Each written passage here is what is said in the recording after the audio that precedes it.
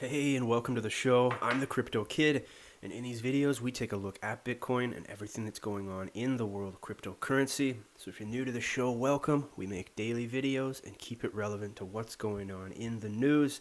And if you're joining us again, welcome back. Let's jump right in because we've got an awesome video lined up for today. And let's start off like we usually do and check out Bitcoin Cash this morning.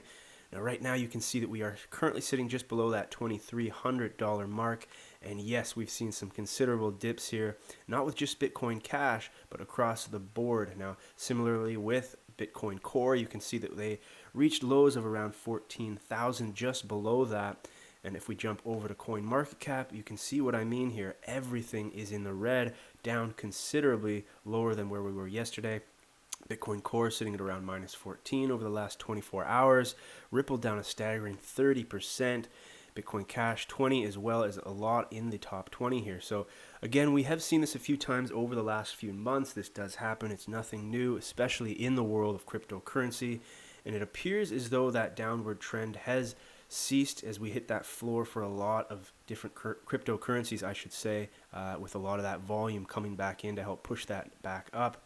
But again, like I said, this is nothing new in cryptocurrency, and as they say, when there is blood in the streets, it might be a good time to buy. But again, this is not financial advice. So let's jump over to Bitcoin.com because there's a main story I want to get to, and that is of the Bitcoin, or I should say cryptocurrency debit cards. Now, there's been a lot of news about this, especially with more than a dozen cryptocurrency cards being canceled across the EU in regards to Visa shutting down the main payment system there, WaveCrest. And that is seeming to be the big story across the news, across the websites here, at least in the world of cryptocurrency, is this WaveCrest shutdown. Now, Visa might have looked like the bad guy in this whole story, but apparently WaveCrest saw it coming and was breaking a lot of rules, and that is just in the words of a lot of these different CEOs. Now, this is coming out of WireX CEO.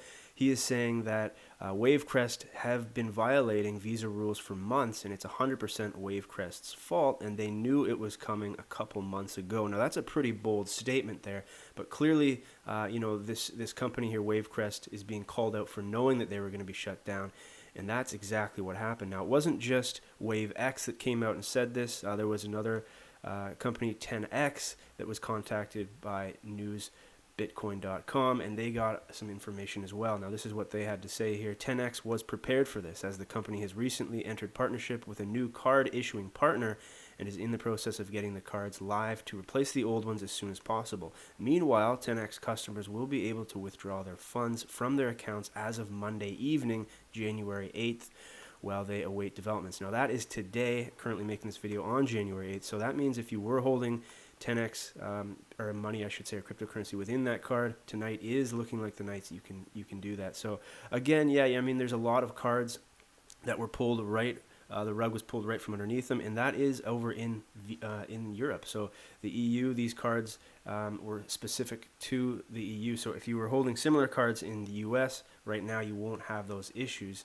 But this is something that I wanted to make very clear, that when you're holding these, any type of cryptocurrency in a third party or trusted third party, TTP, these sort of things can happen, and it's really up to you to use your own due diligence and do your research and really be careful where you're keeping your money. Now, another article that came out from Bitcoin.com in the news section here was from Jamie Redmond. Now, he came out with these 7 different Bitcoin debit card services and, kind of compiled some good ones and talked about the differences and the fees.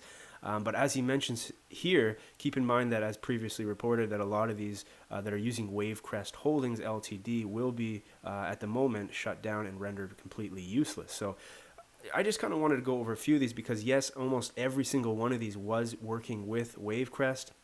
And if you're not sure, you can always go to their website. This one here, Coinsbank.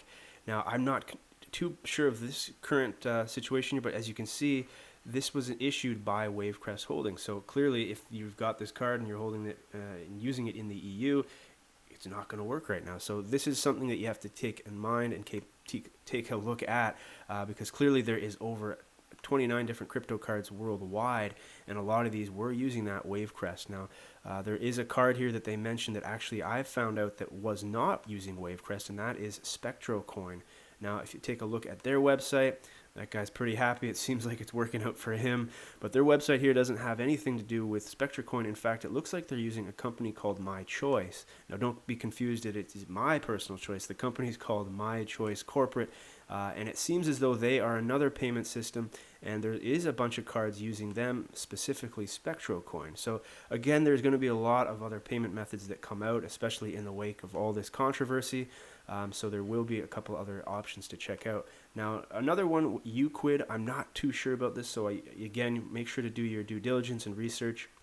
But it appears as though they weren't using, or they were using, I should say, WaveCrest, but they were aware of the situation a few months ago. So something I wanted to mention on the show here, this came out September 25th, and it did talk about the card issuer WaveCrest running into some issues before October 15th was when they were trying to say, hey, look it, we're going to want you to, or at least advise you and EU card holders to flip over to our level 2 card. So you could see that their writing was on the wall, especially with users that had WaveCrest in the back pocket, because clearly there was something going on there in the past. And so with a lot of the spotlight on Visa, it might be noted that, you know what, these rules were set in place, and WaveCrest, in a lot of people's eyes here, just went above and beyond those rules, and that's kind of what was shutting them down in the long run there. So, I mean, the bigger picture here, is Visa going to shut down cryptocurrency? Definitely not.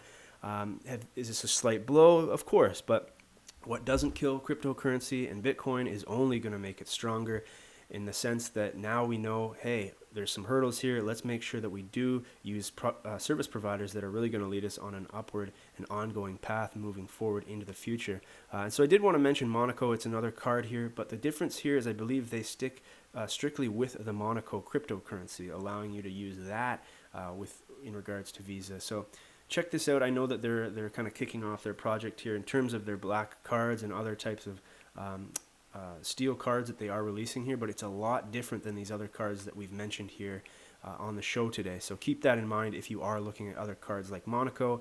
The main difference here is you've got cards that typically work strictly with cryptocurrencies, and you've got other hybrid type cards that kind of take your cryptocurrency and allow you to translate that or switch it over into fiat currency and pay with these debit or MasterCard systems. So a little bit of a difference there, especially when you take it a bit further and you say, is it prepaid or preloaded cards, or is it just automatically upload when you use it? So a lot is going to be coming out here, because clearly the hype is here. And like I mentioned in other shows, over 50% of retail transactions in the UK are done on cards, and 1/3 of them are done on cards such as these preloaded cards. So clearly the trend is here, and it will only become more popular as time goes on.